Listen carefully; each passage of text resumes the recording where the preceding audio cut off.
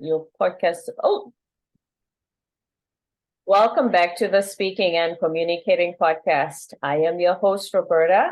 If you are looking to improve your communication skills, both professionally and personally, this is the podcast you should be tuning into. And by the end of this episode, please log on to Spotify and iTunes, leave us a rating and a review, and what you would like for us to discuss on this podcast. And speaking of podcasting, my guest today, Kristin Quiroz Bayona, is a podcast coach, host of the podcast and Amplify podcast, a content strategist who specializes in helping women, especially, and entrepreneurs overall, to start their podcasts and use their voices. Before I go on, please help me welcome her to the show. Hi, Kristin. Hi, thank you so much for having me. Thank you for being here today. Welcome to the show. Yeah, I'm happy to be here. Thanks. And please tell us a little bit about yourself. And I'm sure there's a lot more to your credentials than what I just mentioned.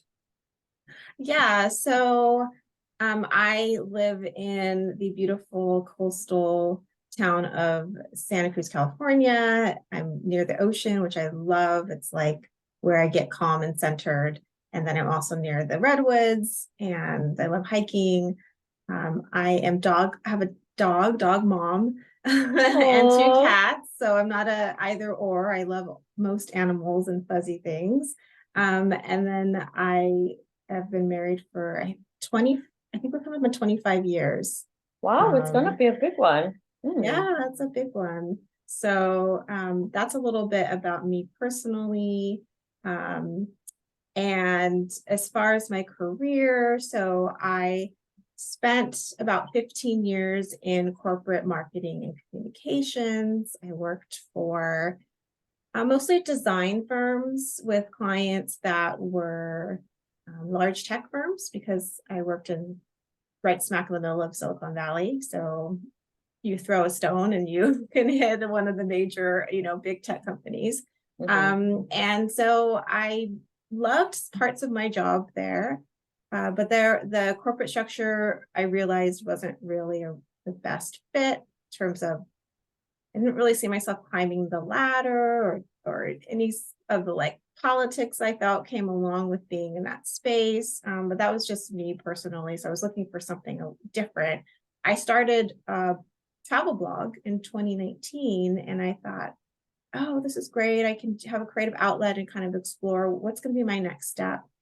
I did that for about a year, and I felt like I'm not connecting with anyone, and connection's a real important value of mine. I like to connect with others. I'm an introvert, but I really like the sort of one-on-one conversations, the real deep connections. And so I was furloughed in 2020 because of the pandemic. And I thought, I think this podcasting thing might be my next step. And I had loved listening to podcasts. I really loved, and I still love the fact that I connected so much with other people who I thought were so dissimilar to me through their stories. I would listen to a guest and think, oh, they don't have anything in common. Like I don't have no reference with this person, and they would share something and it would just resonate so deeply. And I thought, that is powerful. And that's the kind of connection I want to create.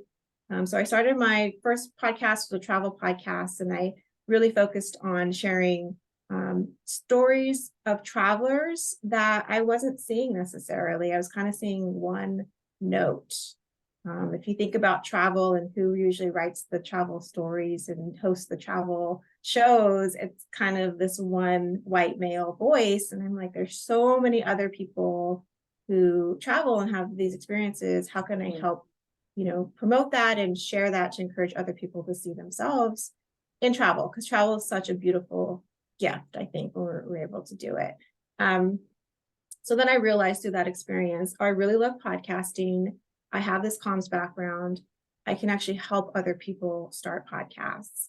And one of the things that I did at my corporate job before I left was to help develop thought leaders and really sit with a leader, tap into what do they know, what are their strengths, what are they passionate about, and then help them share that message, create a plan to get them more visibility. And so I thought, oh, I can do that with podcasts. I can help business owners, entrepreneurs to share their voice and their message through this one specific medium that I so love. And so I'm able to do that. And then I also have a more business focused podcast where I continue to bring on underrepresented voices just in the business space and the coaching, sort of personal development space as well. Mm-hmm. Firstly, when you talk about how you didn't feel like corporate was the place for you as a person, I always say everybody's different. Some people feel like, oh, I like the comfort and the security of a job, and I want to go home and be with my family and not have to worry about running a business. Some people, running a business is what resonates with them. And especially since the pandemic, I find a lot of people felt this pressure to start businesses. Everybody start a business. What are you passionate about? Start a business about it. It's not a one size fits all. And I'm glad that you mentioned that you felt for you personally that it wasn't a fit. Yeah, And that's 100%. okay. I feel like where I'm at now, I could see potentially doing maybe more consultant work or freelance work, continuing the business, maybe working part-time at some place. Like, I think what this experiment, which I think life is, it just opened my horizons to other possibilities. But I am someone who likes dynamic situations, and I have, very close friends, family in my life where this path is not for them. And I totally respect that. And I think, everyone just needs to find the place where they feel like they can be their best selves. Stability is very important. So if that looks like a corporate job, 100% do it, and if that's where you're happy, like, I'm very, very much, I want to encourage people to, not fall into the peer pressure. I totally hear what you're saying. Like, there was a moment there, right? It was a minute where it's like, everyone start a job, become an entrepreneur. And some people have gone back to their jobs and some people have stuck with it. So I think it's all just being open to experimenting, but also knowing yourself and what your needs are.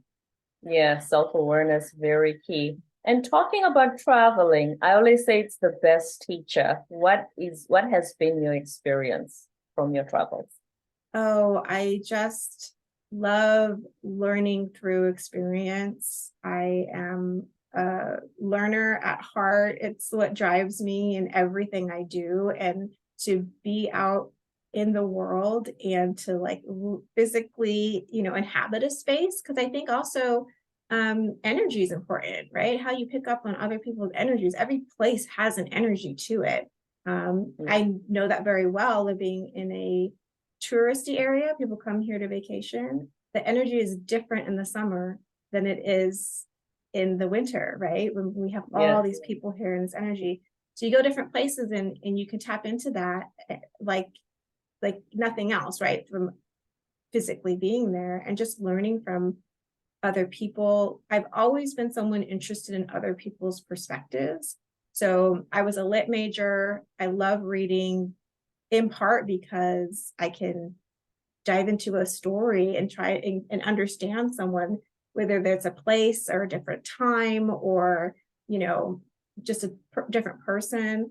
And then I minored in art history because I wanted to learn about all these different cultures through their art. So that's something that's always been really a strong driver for me. And I've been fortunate to have some really great experiences living abroad and just traveling to some really great places and just kind of learning how to be a citizen of the world. I think that's really important, to get outside of your area and just understand other people. You don't have to agree with them, but you can just understand where they're coming from and how they move through the world. And I think that's such a gift as a human being, to have the opportunity to do that. Understanding other people. When you think about, I'm South African, I lived in Korea in the last decade, and now I'm in the US. When you think about how the media feeds us what we should think about other groups, other countries, other nations, other people. And when you travel, you actually get to meet them yourself and say, hey, wait a minute, so maybe this isn't really the case. Yeah. But when you said that, when you said the media, the word that popped into my brain was distorted. Boom. I think we're fed very distorted narratives about other people, other, it's very intentional. I think the othering is intentional. Yeah. So that's unfortunate. And it does really take, that's another reason to travel, right? To just go. That way you can see it through your own lens and make your own decisions and not be so fearful. I think there's also a little bit of fear mongering there too. But the unknown can be exciting. It can be scary, but it can also be exciting, and you can reap a lot of rewards. The unknown, speaking of entering the entrepreneurial world, that's the unknown. Because like we said, the job, I'm going to get my paycheck. I know how much it is. But being an entrepreneur, there's so much of the unknown that comes with that. So would you like to take us through your journey of living corporate and becoming an entrepreneur and deciding what it is that you wanted to do? Yeah, so I really didn't think I had any other path available to me when I was in my corporate job. I just had this idea, and I think a lot of us do, maybe from how we're raised or maybe culturally, that you go to school, you get a job, you work there for 50 whatever years, and then you retire. Yeah. And I just didn't see any other path, but I started to feel, and I kind of couldn't deny the feeling of like, oh, this is not where. The pivotal moment was one day I was sitting at my desk and I had this light bulb kind of thought in my head. It's like, this is not where you're going to thrive. This, where you're at now in this space, is not where you're going to achieve like your fullest potential. And that's what I want. Do you know what I mean? Like, it's like, why else am I here on this planet if I can't achieve that? And I just so clearly saw the disparity between who I wanted to be in this world and how I wanted to contribute and move through it. And this space, it felt very confining and boxed in for me and how I wanted to show up.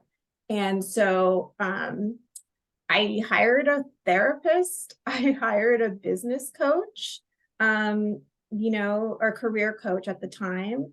We did have these really fabulous wellness weeks where they would bring in like really healthy food, and they would bring in masseuses, and they would do fun classes for us. And I thought, okay, this is going to be the impetus, because I've been thinking about it for a long time of, I need to take care of myself. I need to figure out my next step. I need to feel unstuck. And so I used that wellness week as like the impetus to like, okay, you're taking care of yourself. Now go get the support that you need. And through doing that, some of that work, and that was in, I think, 2016, I started to realize that there were other opportunities available to me. And I started getting really curious about, what could that look like? And how could I kind of like step out of this lane and pursue something different? So that's why the blog started, because I thought, well, start with your creativity, start with something you love, and maybe that will lead to something you don't know. And then, the pandemic was a real, I was furloughed, which meant I technically still had a job. So I didn't have the pressure to look for a job.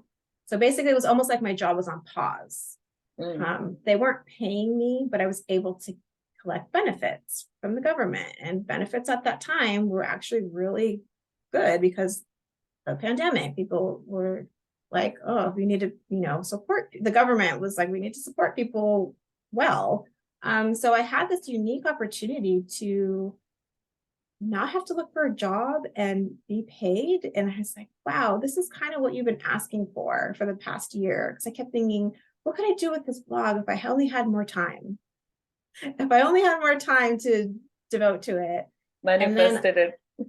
Yeah, so weird. And I'm not to say that I manifested a pandemic. No, don't let the joke, sorry. And but I know it's not what you meant. But sometimes I feel a little funny saying that because I know the pandemic has been extremely hard for everyone. But it was just this weird kismet. It's like this weird opportunity at this time that when I had been seeking it, I was like, oh, this is a weird way for it to happen, but here we are, and I better make the best of it.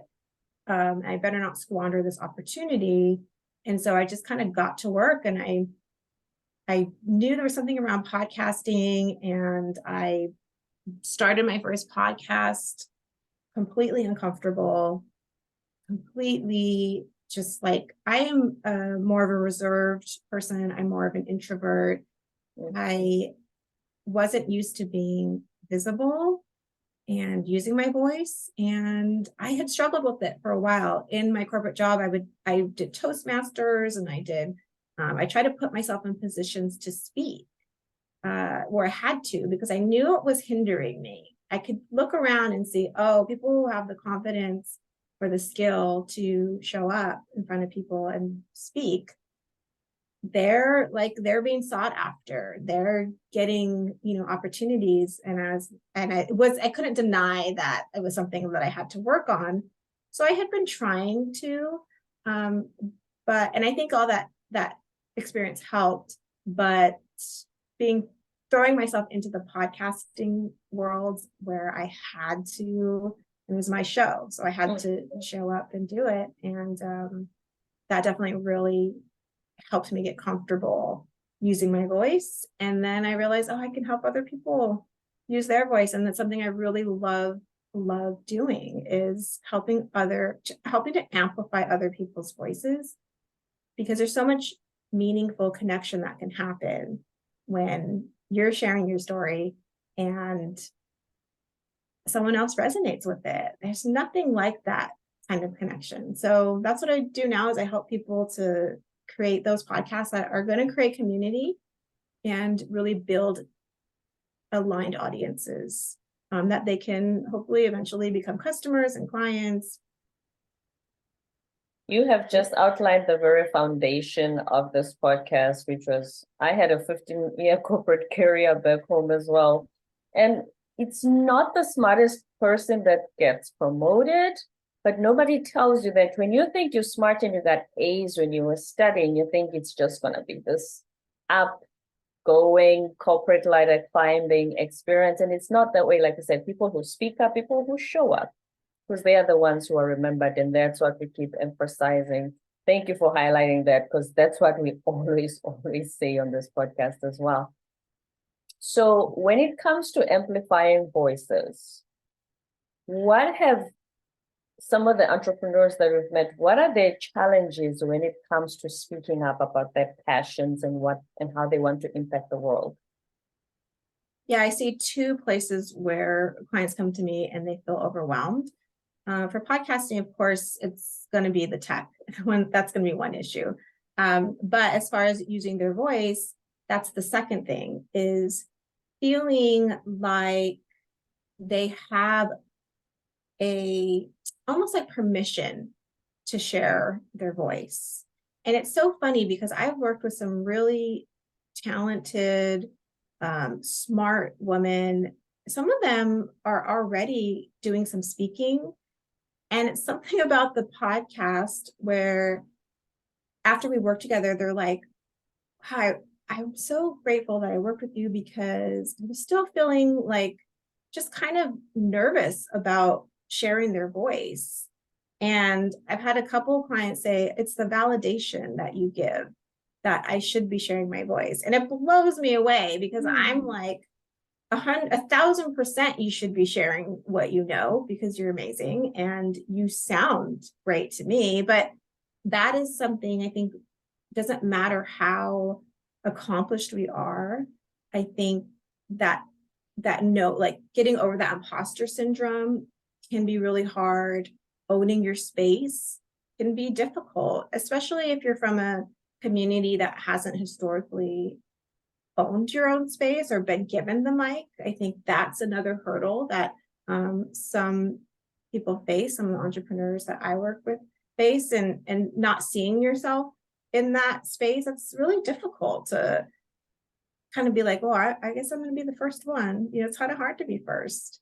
And so that's kind of one of the things that I definitely still see. And I love coaching people through that and giving that validation and being able to show people, you know, that yes, there may be a dozen podcasts or more that have a similar topic, but no one's going to show up how you're going to show up. No one has your lived experience. No one has your exact knowledge. So your voice is needed, and also be able to share data. You know, there's studies.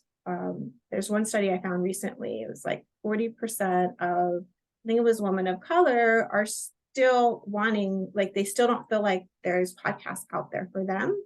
And they want that representation, right? They want to see themselves in the podcasting space. So I just like to encourage people and let them know that your voice, no matter who you are, is important and it's needed. It's interesting that you say that. And I started podcasting October 2021. So it's going on to 2 years. You've actually just made me feel a little more confident that I should keep going, because there are times when I think, you know what, I'm never gonna rank as high as Joe Rogan, or, you know, I'm not a duchess like Meghan Markle where my podcast is gonna go #1. And there's a million podcasts on Spotify talking about communicating and speaking. It's like I'm gonna be at the bottom of what am I doing? You already have experts at the top there doing this. What's the point? Yeah, and I think what's so great about podcasting, it so lends itself to the smaller voices, to the niche podcasts. And those are the people that are going to be really dedicated, because you're speaking really specifically to them and their experience. So that's why I really encourage people to not think about, and then also, you know, comparing is always dangerous. but we all do it because it's a human thing. Yeah, it's because we're human. And so, but I just encourage people to think about more about like the impact and who you want to reach, and how you can be the voice for someone who maybe doesn't have that voice, or they're just looking for someone to validate their own experience. You can be that person for someone else. And then also podcasting, it's a fantastic piece of content that you can repurpose across all of your platforms. So if you're a business owner and you have social media and you have YouTube like you do, and you have an email newsletter, or you also have a blog, or you have a website, like, this content is gold. You know, you're starting with your voice, you're starting with something that you're really passionate about, and then you get to share that in so many different ways. So that hopefully saves you some time, so you're not on that content creator hamster wheel that we all dread and can sometimes be familiar with. Being a content strategist that you are, since the pandemic, obviously, like I said, a lot of people felt this pressure of, let me start an online course. I'm good at this. Everybody's an entrepreneur. Let me start a course. Have you noticed that there's become, at least us, the public, we've noticed that there's just this more copy and paste repetition? Is that how it's supposed to be? Are we being too harsh by saying, wait a minute, everybody's starting to sound the same? I don't think so. I totally hear what you're saying, and I've seen it too. I've seen over the last couple years, I felt the exact same thing, like, oh, everything is starting to sound the same. And then you add in ChatGPT, and my prediction is that things will start to sound sort of homogenous, you know, the same again. And I think it's all pendulum swings. It's all, you know, or cyclical even. Like, I think that there are going to be times where people come out with fresh energy and new ideas. And then those people started adopting those ideas, and then we all start to sound the same. And then you get another cycle of new, fresh ideas. I think that's just how things work. And it makes sense because we can't always have new ideas. Like, it's not sustainable to always be innovating, right? And always have the fresh new thing. I think we put a lot of pressure on ourselves to do that constantly. And it's like, no, we have cycles. We need to rest in between and go read a book or go watch a really engaging show or go travel so that we can refill our coffers, so to speak, and have something new to say and to draw on. So I think that we might see even a little bit more of the same, but I think people are smart and we'll just start demanding, which I can feel we're doing now. Like, we'll start demanding something different and maybe something fresh. And then some of us will rise to the occasion and start creating that. So that's my view of it. And just having been in communications for so long, that's kind of, it's like, oh yeah, we've been here before. It's not new.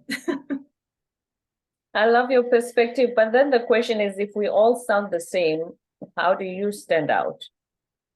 Yeah, that's a great question. I think you can really it's important to draw on your specific experiences.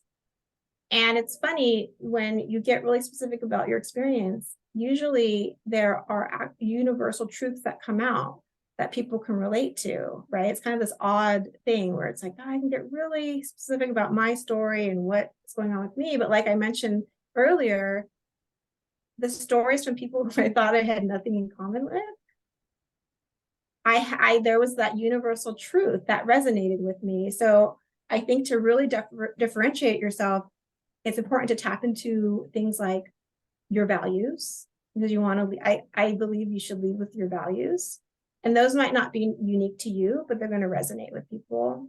And then how can you layer in your own personal experiences? I think layering in any kind of growth that you've gone through, any kind of meaningful moments in your life, anything that sets you apart, you as a human, because you are unique. You have your own individual experience and perspective. And so I think it's kind of like that idea of like going inward to like, really like, who you are and what you bring to the table. It's just like, it's just tapping into that and bringing that forward, because that's you as a human, that's your most unique, like, and your experiences is your differentiator. And so how can you bring that into how you share your message with other people? I think a lot of us are kind of think, oh, leading voices are just have maybe these letters after their name or a certain amount of experience. But there are so many other things, like, knowledge without wisdom is not very impactful, right? It's knowledge, but when you add in wisdom, that's so much more powerful. Or, knowledge without perspective and experience. So I just think a really good way to differentiate yourself in a meaningful way is just to add depth and richness to what it is that you're saying. Add depth and richness. So coming back to that statistic of 40% of women of color feeling that a lot of podcasts don't cater to them. So is the solution, because you can just start a podcast, you don't need capital for brick and mortar business. Is the solution for them to start their own podcasts and be the voices that they were hoping someone out there was already representing? I think if you feel compelled to use your voice in that way, podcasting is not for everyone. Not everyone wants to use their voice. Some people want to show up differently, but if you kind of feel that call to podcast, and that's who I work with. It's people who are like, I want to share my voice through this medium. I know this is how I want to show up. Then I mean, there's a reason why you're being called to do that. And it's such a great opportunity to exactly what you said, create what you want to see. I know I did that with my podcast. Like, oh, I want to see more diverse voices. Okay, I can create it and I can create the change that, you want to see in the world. I mean, that's really powerful. So if you're feeling called to do that, I think it's a really impactful way to reach other people and to create that change. Mm-hmm. When it comes to speaking, so you also do speaking as well. Mm-hmm. What have you found in your experience are the 3 top tips that distinguish a great speaker from a good public speaker? Yeah, I think someone who is really connected to their message. So for me, being an introvert and someone who likes, like, it's so important for me to have an impact when I speak. And that was really hard for me at first because I think what I was kind of sold, and I think what a lot of us maybe see as successful speakers are people who are really charismatic. And they're kind of almost like showmen, Yeah. and they're just like on and you're drawn in. And that is one way to show up. And it's one way to draw people in. But there's also a really powerful sort of magnetic quality in showing up like fully behind your message. And I find this when I speak, it's like when I'm just so deeply connected to what it is that I'm saying, and I'm speaking from the heart, and I'm kind of like a truth seeker. So I'm kind of sharing those truths. That's when people also lean in, but it's just like a different way. But they're like, yes, tell me more. So I think, and also for me, it was hard for me to speak about things I wasn't super excited about. So I realized that's why I had so much trouble in my corporate job, was because I was talking about things that I wasn't necessarily super excited about. And so when I stepped off that path, started pursuing speaking around topics that I was really interested in, all those nerves and that anxiety that I felt, and that kind of feeling of not wanting to be seen, largely melted away. I mean, I had to do other work around confidence, and public speaking is a skill, right? That we can all improve on. But a lot of that other stuff that came up just really melted away once I was really connected to my message and what I was sharing with people, and knowing that it was going to have an impact. Mm-hmm. So when you host the podcast and Amplify podcast, the entrepreneurs you give a voice to them using your platform, what are some of the positive changes that have come from, being given that voice, being given that permission to speak up? Oh, from giving my platform, like having my platform to share with others? To share with them, yes. Oh man, so much. It's just like the show lights me up. But what's also great about podcasting from a business standpoint is that it's a great networking tool. Yes. Yeah. So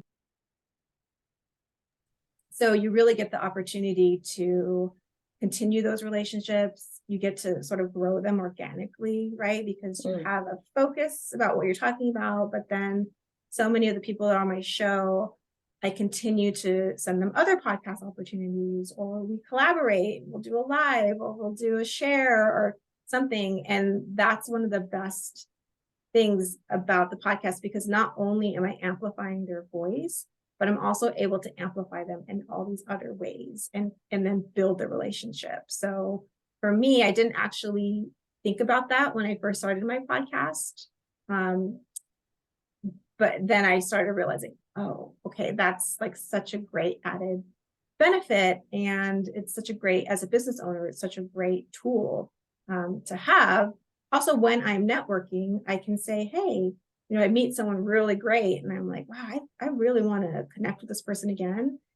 I have something really valuable that I can offer, and say, hey, I think you'd be a good guest on my podcast. And obviously I'm choosy about who I invite on, but it's nice that I know that I have that in my back pocket when I meet someone really stellar. And I'm just like, oh, great, I have this thing that I know is super valuable.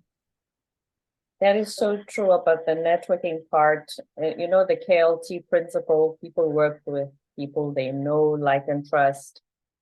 I've built some relationships and networks from the podcast where if somebody says, oh, there's a speaking opportunity here, I know Roberta, contact this person, or I'm thinking of doing this. Roberta, come with me. Let's do a live together. Let's do a webinar together. It's based on the relationship we built after the show. That's usually how, like you said, there's just this organic partnership, friendship, business partnership, whatever it is. It's such a beautiful thing with some of the guests when you realize, wait a minute, we just, like you say, hit it off immediately. Yeah. And it's like a year later, it's like, oh my gosh, how did we meet again? Like now we're best friends. It's such a beautiful thing. So last words of wisdom for anybody who still doesn't fully grasp the magnitude of how impactful podcasts are, what would you say to them? Well, I talked about, the ability to share your voice and connect through stories and help other people feel seen, which is really important. And I also talked about content, having it be a content sort of, I don't know, gold mine that you can use for your business or your brand. And I also wanted to mention too that, for me, public speaking was difficult, and I did do some trainings with people, but if you're someone who feels like you're hiding a little bit and you're not super comfortable, maybe you're an introvert like me or highly sensitive, empathic person, podcasting was the thing that made me feel comfortable enough to apply for that national podcast speaking opportunity, or that first paid speaking event, because I had spent 2 years really honing my voice. I was practicing, sharing through my content, through my solo episodes. I was practicing speaking. You have to create and craft scripts and talking points. So I was doing that every week on my show. I was practicing with interviewing people. I was showing up. The podcast made me accountable to show up every single week and practice speaking. And that is a huge advantage and way to hone those skills, because anyone can be a public speaker. I really believe that. It's just a skill. And so my path to speaking on stages was literally through podcasting. And I can't really imagine doing it any other way for myself. So I just want to mention that, if people are still feeling maybe a little trepidatious about seeing themselves in front of people speaking, there are paths that you can take that don't look so traditional. I was told you have to speak at 20, conferences before you can even apply, or you have to go to that conference before you can apply to speak there. I didn't do any of that. I was like, okay, podcasting is my way. If you don't want to start your own podcast, go on other people's podcasts and just do that consistently and show up for yourself and learn these ways of speaking, being comfortable speaking. And that's the other power of podcasting that I really wanted to mention here, because your path can look however you want it to. And just to offer my story as an example, podcasting was my path to the stage. And if that's something that feels comfortable for you, just like how I didn't see any paths in corporate outside of that, and I had to expand my horizons, hopefully this expands the listeners' horizons of, okay, how can I get to that stage? There's different ways to do that. Thank you, Kristin, for highlighting that, as we always say, public speaking, practice, practice, practice. And standing on stage or looking in the mirror while you practice is not only the way, it's not the only way anymore. You can just go on shows, because what it is basically storytelling. So if you go on different podcasts and you tell your story, that's good practice for eventually standing on stage. That's a very beautiful way in which you put that. So thank you for that. Making that connection. Thank you so much. Words of wisdom from Kristin Quiroz Bayona, the podcast coach, the host of Podcast and Amplify, and content strategist who works with entrepreneurs to amplify their voices. Thank you so much for being on the show today. Thank you so much for having me. I really loved our conversation.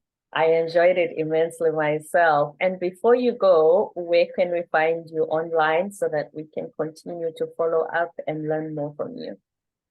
Yeah, so you can go to podcastandamplify.com. That's the website. And then you can say hi to me on Instagram at podcastandamplify. I'd love to hear from anyone who heard something here that resonated with them. For sure. Podcastandamplify.com. Thank you so much, Kristin. Don't forget to subscribe, give a rating and a review on iTunes and Spotify, and stay tuned for more episodes to come.